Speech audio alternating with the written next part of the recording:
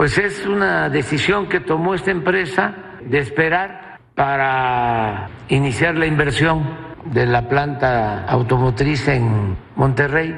Sostienen que como el presidente Trump habló de que no se iban a vender los carros que se produzcan en México, en Estados Unidos, pues quieren esperar a que pase la elección en Estados Unidos. Esta declaración del presidente Trump se hace en el marco, como siempre lo hemos dicho aquí, de la campaña. Entonces, por eso digo que no es serio. Deben de tener ellos otro plan de negocio, o ya hicieron el negocio.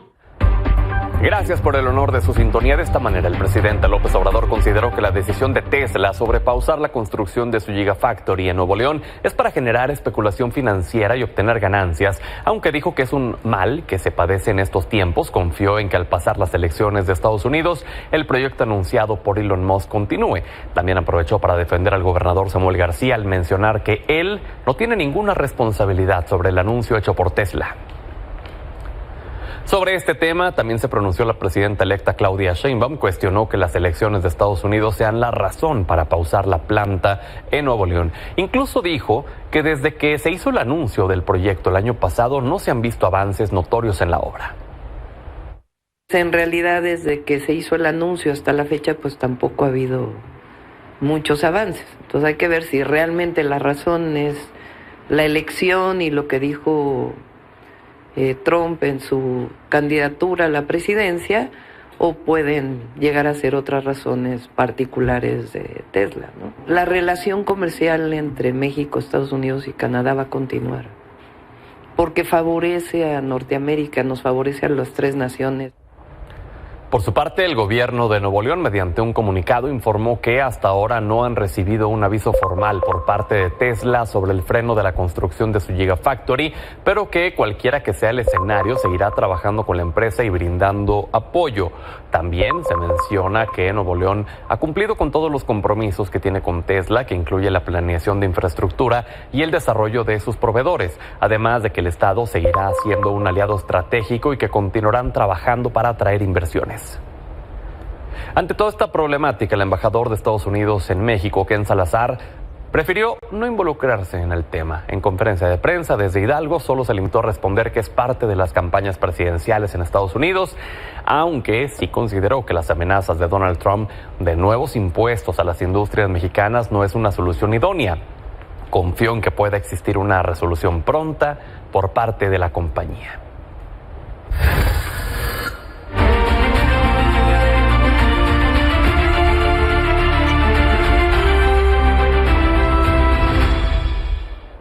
La presidenta electa Claudia Sheinbaum criticó la manifestación convocada por la oposición en contra de una supuesta sobrerepresentación que obtendría la Cuarta Transformación en el Congreso de la Unión tras los resultados del pasado 2 de junio. Desde su casa de transición sostuvo que la oposición no aprendió la lección de los comicios pasados. Dijo que en realidad lo que están pidiendo con esta movilización es que el INE viole lo estipulado por la Constitución. La secretaria de Gobernación, Luisa María Alcalde, aseguró que la postura del PRI y el PAN en contra de la distribución de los legisladores plurinominales es un discurso cínico e hipócrita.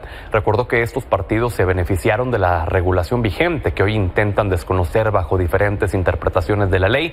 Por lo tanto, hizo un llamado al Estado de Derecho y consideró que las autoridades electorales deben acabar con la simulación y la hipocresía, pues tienen la responsabilidad de hacer cumplir la ley.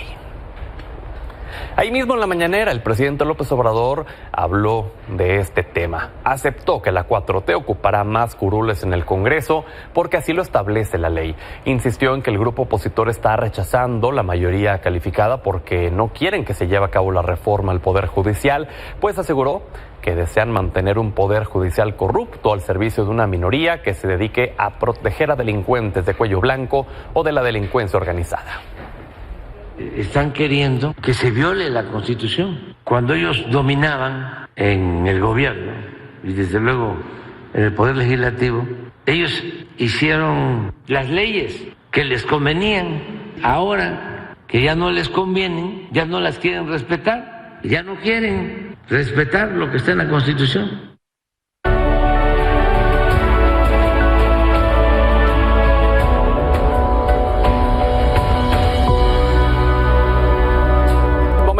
crónica de Carlos Díaz Barriga, las crónicas del adiós, los últimos 100 días de gobierno.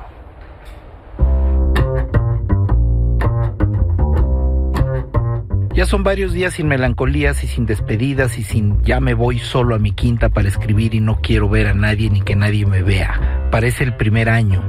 Da los buenos días sobre el ring, con los guantes puestos. Sobre las impugnaciones al tema de la sobrerepresentación de Morena y aliados para el próximo Congreso.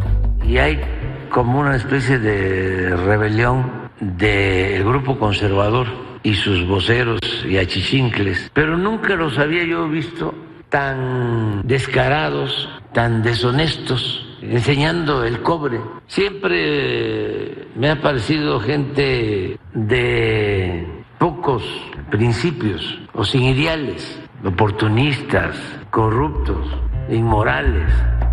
Hay descripción relevante de Tabasco y de los que son de Tabasco. Siempre hemos sido o liberales o radicales. Atribuyo esa postura progresista de los tabasqueños al trópico. Los verdes se amotinan, los ríos se desbordan y el calor hace que brote la ruda franqueza. La pregunta de la pausa de Tesla a su planta en Nuevo León. No es serio. Las amenazas de Trump a la importación de carros son lo que son, dice Condominio. Y en las campañas hay mucha pasión, mucha retórica, se habla en demasía. Ofrece leer una carta que le hice, entre comillas, a mi amigo el presidente Trump, cierro comillas, solidaridad por el atentado, reclamo por calidad a migrantes de invasores y maleantes, y la postdata. Oiga, todavía soy presidente de México, porque es que dijo que ya no estaba yo. Termino hasta finales de septiembre. Le aclaro, porque hace unos días comentó que ya me había retirado. Por favor, amigo, no me ande mandando a la chingada antes de tiempo. Ya para irnos, retoma la confrontación, con sarcasmo desde el basamento de la victoria. Baja la guardia. A ver, pongan ahí la canción esa de Ya Superen. Grupo Firme, con todo respeto y afecto para nuestros adversarios, que todavía no se reponen del 2 de junio. Tienes que saber perder, igualito que sabes mentir. Ya cambié de corazón y tú no vuelves a entrar aquí. Ya supérame, que no te arda estar sin mí. A la medida, girado hacia la pantalla, recarga el antebrazo izquierdo en el atril. Destacan una sonrisa y el escudo nacional. Nos vemos mañana. Vamos a otros temas. La mayoría del Tribunal Electoral rechazó los plazos propuestos por el magistrado Reyes Rodríguez Mondragón para que el PRI respondiera a los militantes que impugnaron los cambios a los estatutos internos del partido que permiten la reelección de Alejandro Moreno. Milenio confirmó que el engrose de la magistrada presidenta Mónica Soto propone que la Comisión de Justicia sí resuelva las quejas de la convocatoria y el INE determine antes del Tribunal Electoral. Mientras tanto, las dos fórmulas que participan por la dirigencia nacional del PRI arrancaron hoy con las campañas rumbo a las elecciones internas, de acuerdo con la convocatoria emitida por la Comisión Nacional de Procesos Internos del Tricolor. Los aspirantes contarán con 17 días para hacer actividades proselitistas en el país. Entre las acciones que podrán realizar los aspirantes son reunirse con militantes, sectores de organizaciones populares adheridas al partido, usar propaganda con los colores del partido, también podrán hacer uso de las instalaciones del partido sin que ello implique un gasto. Las acciones que no pueden hacer son recibir recursos en efectivo o en especie de cualquier orden de gobierno, comprar tiempo en radio y televisión para hacer proselitismo, entre otras cosas.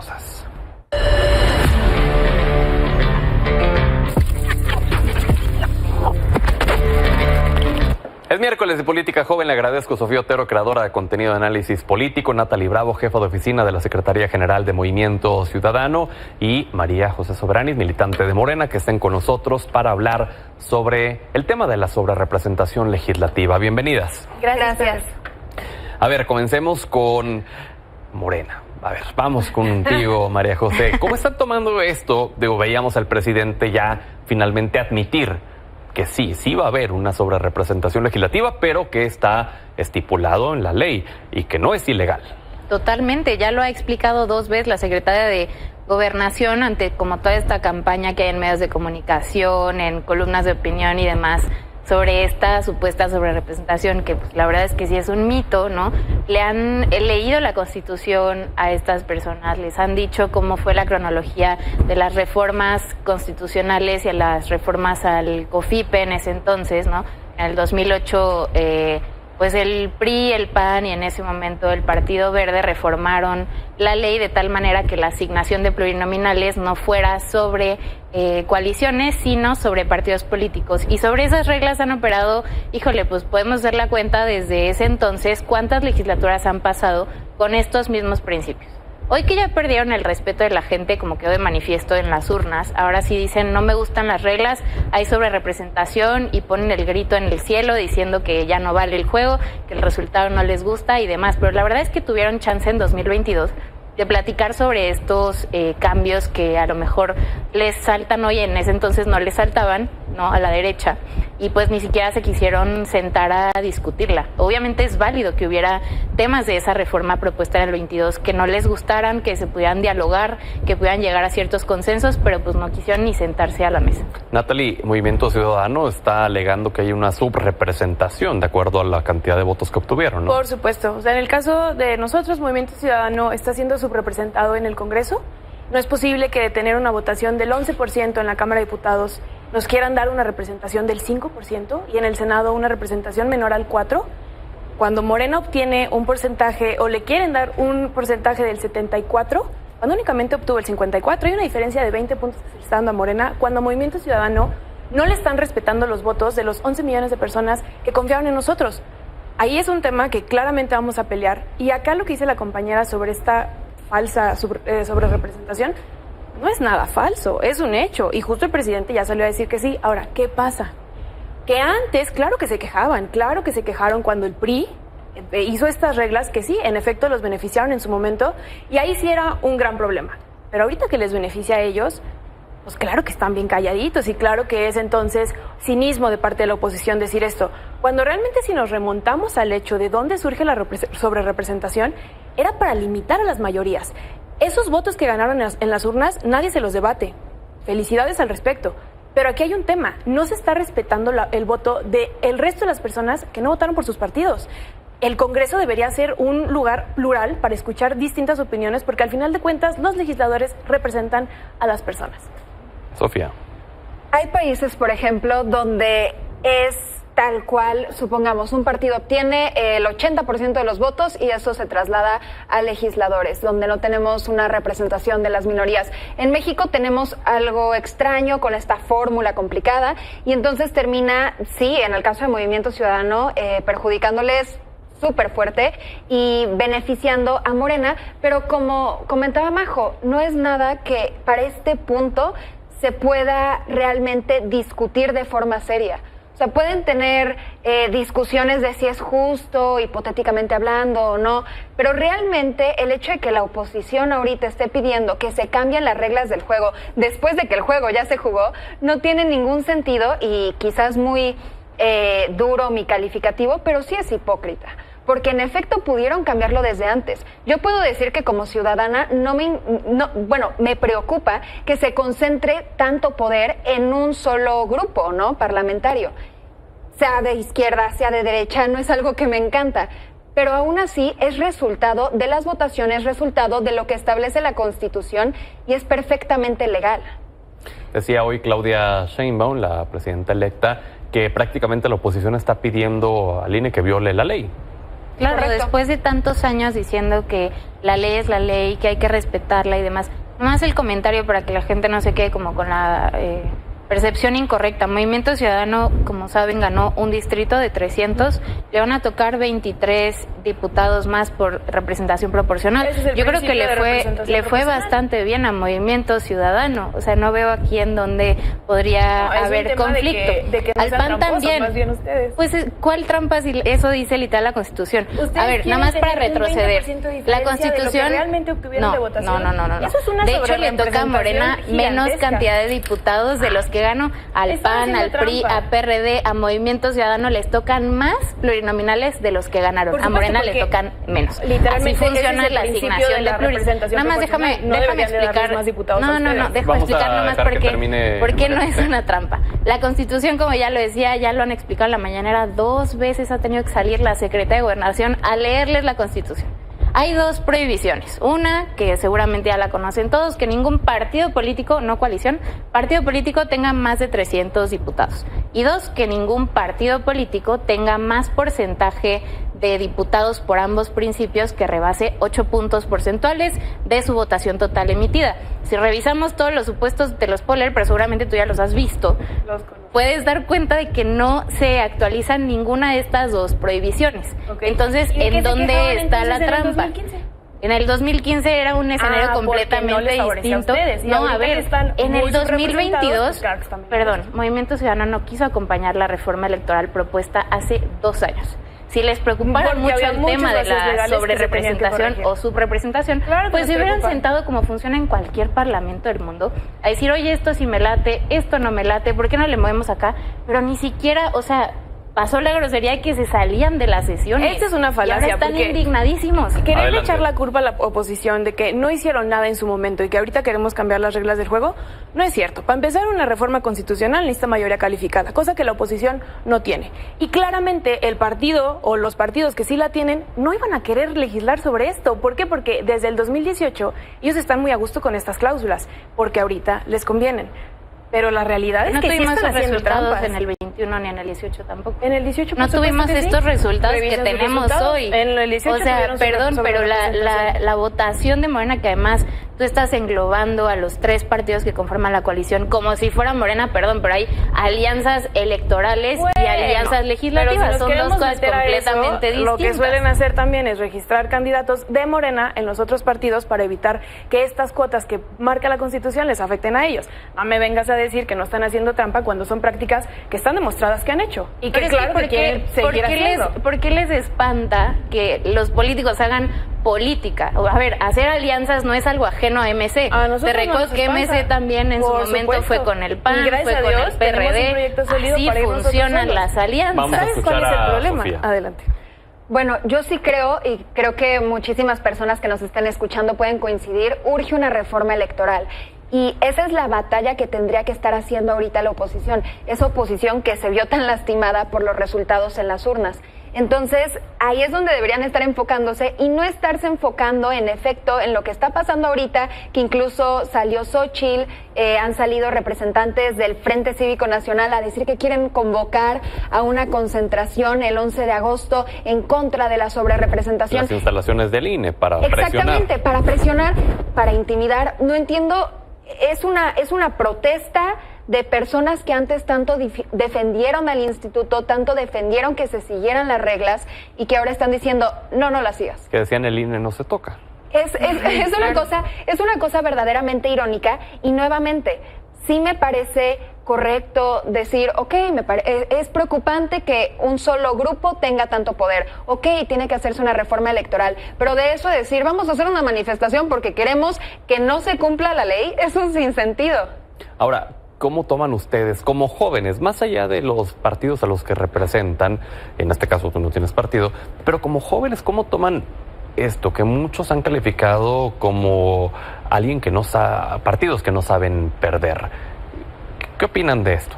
Pues sí, justo como lo decía al inicio, ¿no? Como mientras estas reglas les beneficiaron a la derecha, todo estaba perfecto. Hoy que ya perdieron el partido, no lo quieren reconocer, están haciendo como todas estas maromas para presionar a la autoridad electoral para no cumplir la ley. Pues sí, la verdad es bastante preocupante y coincido en que la verdad la derecha sí debería preocuparse en cómo regenerarse, cómo volverle a hablar a la gente, cómo volverle a hablar a los jóvenes, ¿no? Cómo volver a ser partidos propositivos y no solo golpistas, ¿no? Que en 6 años pues tuvieron muchísima chamba porque el presidente López Obrador pues cada mañana casi les tiraba la línea y ellos solo se dedicaban a reaccionar, nunca a proponer. Y este tema de la reforma electoral creo que fue un ejemplo bastante valioso porque sí, la verdad, Yo creo que esto sería a lo mejor materia para otra mesa, pero sí vimos una crisis de partidos en México. Platicar una reforma electoral en la próxima legislatura me parece que es urgente y creo que en eso deberían enfocarse. Y ya nada más como para cerrar el comentario, sí me parece que no podemos ignorar al platicar de esto la enorme mayoría que atendió al llamado que hizo Morena, PT y Verde en la elección. Se les hizo un llamado muy claro: queremos su voto parejo para esto, para lograr el plan C. Y la gente respondió con una mayoría abrumadora, ¿no? Para la oposición, pues a lo mejor no fue sencillo asumirlo, pero pues también se advirtió desde hace mucho tiempo que en caso de perder, que se sabe que no son muy buenos perdedores, pues iban a intentar por ahí dar un tipo de golpe técnico, apoyándose el Poder Judicial, como lo estamos viendo ahora, que están tratando de presionar al INE, después era el Tribunal Electoral. Entonces, pues sí, pues asumir que la gran mayoría del pueblo de México, al menos 36 millones de votantes, están con el proyecto de Claudia Sheinbaum. A ver, pero yo creo que estoy de acuerdo con Sofía. Claro que se necesita una reforma electoral, eso no está en duda. Nosotros lo hemos dicho, hemos denunciado y hemos propuesto cosas. Creo que aquí, como joven, a mí lo que me molesta tanto es como literalmente lo acaba de decir la compañera, o sea, justo lo que llaman la derecha, que además pues hay otras visiones de política aquí en el país, claro que ahorita están muy a gusto. Ojalá utilizaran esas mayorías que tienen para cosas que realmente importan. ¿Por qué no reducen la jornada laboral? ¿Por qué no están a favor? Cosa muy importante. ¿Por qué no hacen cambios estructurales en el sistema de educación, de salud? Esas cosas yo creo que es lo que la gente está pidiendo a gritos que se modifiquen. Pero aquí lo que usted en casa debería de saber, porque dice, igual a mí la sobrerepresentación, pues ¿qué?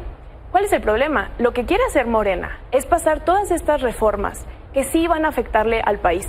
El claro ejemplo del golpeteo que le han estado dando al Poder Judicial, para eso quieren esta sobrerepresentación, para eso quieren una mayoría calificada.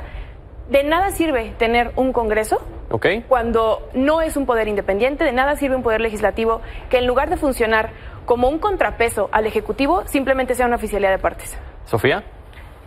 Bueno, nuevamente reitero, los esfuerzos tendrán que estar hacia una reforma electoral y más o menos en la línea en la que iba Natalie.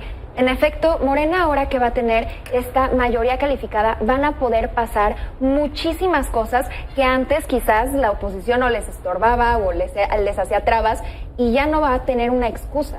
Entonces, algo tan sencillo, también lo mencionabas, las 40 horas, ¿no? Una jornada de 40 horas, algo que es una lucha histórica de la izquierda y que ahora Claudia dijo que pues no va a ser una prioridad. No es de las primeras cosas que se van a poner a discusión. ¿Por qué? Cuando es una de las cosas que más queremos ver que se aprueben. ¿Sí? Entonces, tienen que, una vez que estas son las reglas del juego, ganaron el partido, entonces aprovechen lo que consiguieron para realmente atender nuestras necesidades. Se integra Gerardo Vera a esta mesa.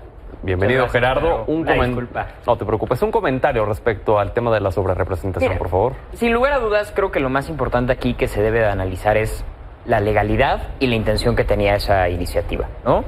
La iniciativa es una que surge con un propósito precisamente, originalmente, de evitar que hubiera una sobrerepresentación también de las coaliciones. Y lo que hemos visto es que esa sobrerepresentación se ha dado de todos modos, precisamente porque la oposición, que es la que se queja de esta iniciativa, más bien de la que se queja de la legislación actual, fue la que cambió la legislación para favorecerse. Entonces, queramos o no, la ley es muy clara y la ley es la ley. O sea... ¿Y de qué sirve una manifestación como la que se está proponiendo? A ver, a mi parecer, nada más de mantener un poco vivo este fervor de que ellos son los defensores de la democracia. Pero, perdón, no están defendiendo ninguna democracia y no están defendiendo ninguna legalidad. Pero no, el INE no se tocaba.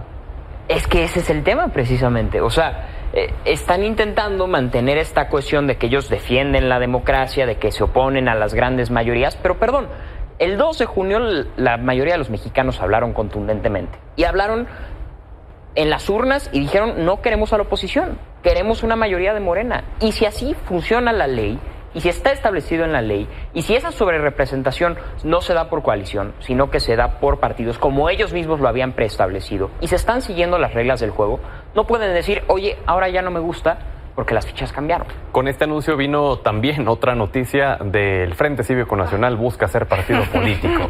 Gerardo, a ver, ¿qué opinas de esto? ¿Realmente abonaría a la democracia mexicana? A ver, yo creo que hay una serie de personas dentro de la oposición que no se sienten identificadas ni con el PRI, ni con el PAN, ni con el PRD. Bueno, el PRD... El extinto PRD. Pero, sin lugar a duda, hay una serie de personas que no se sienten identificadas ni con el PRI ni con el PAN. Y que encuentran en este movimiento y en esta marea rosa un movimiento político que al menos se ha legitimizado a su parecer. ¿Qué es lo que yo creo? Que no se dan cuenta que en ese esfuerzo solamente se debilitan políticamente, solo se debilitan electoralmente. Porque precisamente el experimento de unir a la oposición buscaba tener mejores resultados electorales. Pero estamos viendo que ni yendo solos, ni yendo juntos, van a tener unos buenos resultados. Y que solo meterles más partidos, pero que sean la misma gata, pero revolcada, no van a tener un resultado distinto, ¿no? Entonces, creo que es un movimiento legítimo. Ojalá se constituyan en un partido político si tienen el apoyo suficiente. Al final de cuentas, es bueno que todas las voces sean escuchadas, pero electoralmente no cumple ningún objetivo. Les pido que este último comentario sea concreto, breve. María José, adelante. Pues nada más recordar lo que ya mencionaba, ¿no? Pero sobre el tema del Frente Cívico Nacional. Uy, no, bueno, es que ya lo hemos visto tantas veces, ha cambiado de nombre tantas veces. Claudia X yo creo que ya perdió muchísimo dinero en estas invenciones y como ocurrencias de pronto ahí que ha tenido durante tantas campañas fallidas. Pero pues sí, estoy de acuerdo. Ojalá lograran movilizar, aunque sea una cuarta parte del resultado electoral que tuvo la derecha el 2 de junio, ¿no? Ese escaso 27%, con que lograran sacar un cuarto de esas personas a apoyarles, pues adelante. Y vamos viendo cómo les va. Pero, insisto, no es nada nuevo. El Frente Cívico Nacional y la supuesta Marea Rosa apoyó a Alejandra del Moral en el Estado de México, apoyó a Xochitl Gálvez, apoyó a Santiago Taboada. Es decir, no queda muy claro qué van a representar ahora. Si ya se opción, y entonces hoy quién va a ser su dirigente, qué ideología van a tener, pues no queda claro y yo creo que ahí tenemos la respuesta volteando un poquito al pasado. Nada. Nosotros en Movimiento Ciudadano lo hemos dicho, el Frente no tiene un proyecto, ni el PRI ni el PAN tienen ideologías que compartan, no tienen causas que compartan y claramente se vean los resultados. Es el resultado de la gente harta de que les intenten vender lo mismo de siempre que no ha funcionado. Pueden cambiar de nombre las veces que quieran, mientras no sean una propuesta seria, mientras no traigan a la mesa, pues yo creo que van a seguir perdiendo el tiempo. Nosotros vamos a estar enfocados en hacer esas propuestas que la gente necesita. Sofía. Lo del Frente Cívico Nacional la veo muy, muy difícil. No tienen figuras populares, ¿no? Personas que puedan estar impulsando este nuevo partido rosa. Además, tienen un problema fundamental que es cómo se quitan al PAN de encima. Tuvieron una primera asamblea con una capacidad de 2.500 personas que no pudieron llenar, se veía prácticamente vacía, fue vergonzoso. Encima, el orador fue Santiago Taboada, apoyaron en la contienda, pueden ser un partido satelital del PAN, si se supone que son algo distinto, pues no pareciera. Pues muy bien, vamos a seguir platicando la siguiente semana. Gracias por haber estado con nosotros. Gracias a ti, Pedro. Vamos a la pausa y regresamos.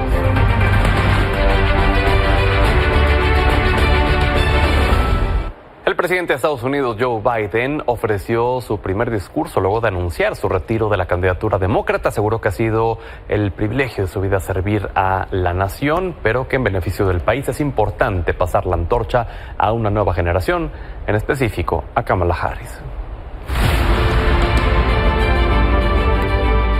Fellow Americans, I'm speaking tonight from behind the resolute desk in the Oval Office. In this sacred space, I'm surrounded by portraits of extraordinary American presidents. It's been the honor of my life to serve as your president.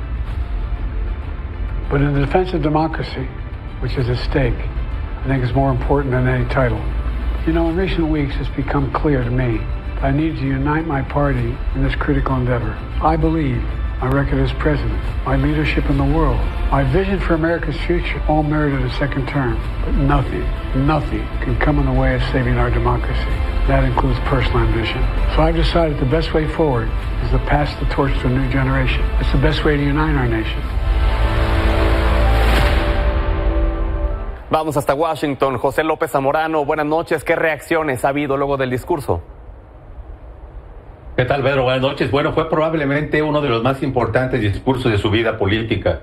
En solo 11 minutos resumió 5 décadas de servicio público. Lo hizo desde la oficina oval de la Casa Blanca, estaba rodeado de medio centenar de sus familiares y de sus colaboradores más cercanos. Y fue importante porque de alguna manera dejó en claro cuál es su legado y cuál es su visión. Y para él lo más importante es que una eventual victoria de Donald Trump representa un peligro para la democracia y que tiene que dejar las manos en una persona como Kamala Harris, a quien dijo es experimentada, es dura, es la persona que debe conducir los destinos de los Estados Unidos. En ese sentido, Pedro, pues la primera reacción provino del propio Donald Trump, que apenas unas horas antes tuvo un rally, un mitin de campaña en Carolina del Norte. Siguió el mensaje presidencial desde su avión personal y en sus redes sociales escribió que tanto el corrupto Joe Biden como la mentirosa de Kamala Harris eran una vergüenza para los Estados Unidos. Claramente muy molesto por lo que está ocurriendo con este cambio de la dinámica presidencial. Y un dato muy interesante, en un mensaje manuscrito, Jill Biden, la primera dama de los Estados Unidos, agradeció al público estadounidense la confianza que han depositado en su marido durante las últimas décadas. Dijo, ahora es tiempo de depositar esa confianza en Kamala Harris. Y también la propia Kamala Harris tuvo su propio acto de campaña, el tercero desde que fue nominada propiamente de manera informal como aspirante a la candidatura presidencial, y honró el legado de Joe Biden. Dejó en claro el tipo de cambios que ha llevado a los Estados Unidos, crear más de 15 millones de empleos durante su presidencia y lo que le falta en los siguientes meses antes de abandonar el poder en enero de 2025. Las encuestas muestran, Pedro, que Kamala Harris está ahora a solo 3 puntos de diferencia de Donald Trump. Está un poquito atrás. Sin embargo, esto hace solo 72 horas de que fue y recibió la antorcha por parte de Joe Biden. Los sondeos muestran que está mejorando en relación con la intención del voto de los electores latinos, de los electores afroamericanos y sobre todo del entusiasmo que ha generado en la base de simpatizantes demócratas. Decenas de miles de personas ya se sumaron a su campaña, ya rebasó los $100 millones de recaudaciones y por supuesto los demócratas perciben que es un cambio de la dinámica que les da mejores posibilidades de vencer a Trump el 5 de noviembre. Oye, José, ¿y qué tanto podría llegar a impulsarla el anuncio que haga de quién sea su fórmula para la vicepresidencia? Va a ser absolutamente decisivo, Pedro. Como sabemos, lo hemos mencionado varias veces en el programa, hay 6 estados, Columpio, Bisagra, Campos de Batalla, que son los decisivos para esta elección. Estamos hablando de Arizona, de Nevada, de Georgia, Michigan, Pensilvania y Wisconsin. El convencionalismo político indica que debe de escoger a un compañero de fórmula, preferentemente varón y blanco, para compensar el hecho de que ella es una mujer de las minorías de color de alguno de esos estados. Y parece ser que ahorita lleva la delantera el gobernador de Pensilvania, el señor Josh Shapiro, de religión judía. Es una persona que tiene popularidad en su estado y que le ayudaría a reconstituir lo que se llama The Blue Wall, la pared azul. Los 3 estados de Michigan, Wisconsin y Pensilvania que le llevaron a Joe Biden a la presidencia en 2020. Así es. Entonces, bueno, pronto sabremos quién será su fórmula. José, gracias y saludos hasta Washington. Gracias, buenas noches. Pausa, ya volvemos.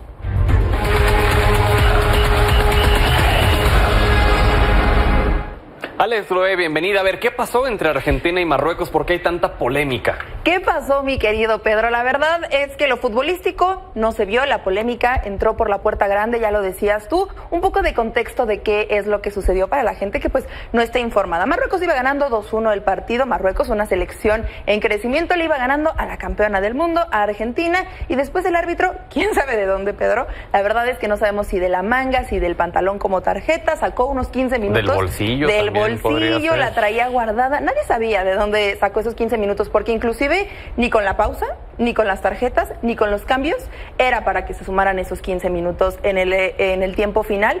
Se suman los 15 minutos, al final yo creo que era hasta que Argentina gane, ¿no? Se van a seguir sumando minutos hasta que Argentina consiga el resultado. ¿Qué pasa? Después de los 15, unos segunditos después, Argentina empata este encuentro a 2 y bueno, la gente, el público marroquí, que era el 80% de los aficionados que estaban en el estadio, se molestan, brincan al campo a protestar, a hacer pues justamente pues, la protesta dentro del campo para ver si el resultado se podía mover, si se podía checar algo con los minutos agregados. Al final entra la policía, los jugadores son retirados al vestidor esperando alguna decisión arbitral, pero aquí lo importante sí son los 15 minutos que se agregaron, pero también a señalar es esa hora 40 que se tardaron en tomar una decisión arbitral. Es impresionante y discúlpenme, es ridículo lo que se vivió hoy en este partido. 1h40 después, el silbante decide llamar a los jugadores, ya con el estadio vacío, volver a llamar a los jugadores, les dijo calienten 5 minutos, estiren y van a jugar 3 minutos. Esto después de haber anulado el gol de Argentina. Por cierto, para la polémica que se está hablando acerca de este gol anulado, está correctamente anulado. Con la tecnología que hoy tenemos a nivel futbolístico, se ve claramente cómo la línea, el jugador estaba adelantado, en una posición adelantada, por lo cual tiene que ser anulado. Ahora, después del gol anulado, se agregan los 3 minutos. Si Argentina en los 90 primeros minutos no pudo dar el resultado, no los iba a dar en los 3 minutos que agregó después de 140, de 1h40 que estuvo en pausa, ¿no? Que estuvo en pausa. Los jugadores ya estaban fríos, ya no tenían idea de juego. Por supuesto, esto fue ridículo y ya hay declaraciones por parte de ambas selecciones porque esto no puede pasar. O sea, todo el mundo voltea a ver hoy la justa veraniega, pero no por los resultados que se dan, sino por este tipo de polémicas. Empieza con el pie izquierdo, ¿no? Con una polémica. No hay precedente, me imagino, para algo similar. No, y nunca se había visto en ninguna competencia. No se había visto en un mundial, no se había visto, por supuesto, en una magnitud como los Juegos, tampoco se había visto.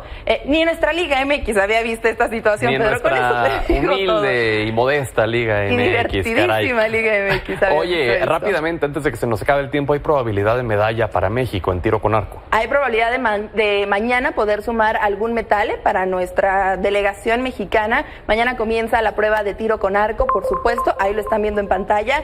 La rama femenil, tenemos 3 participantes.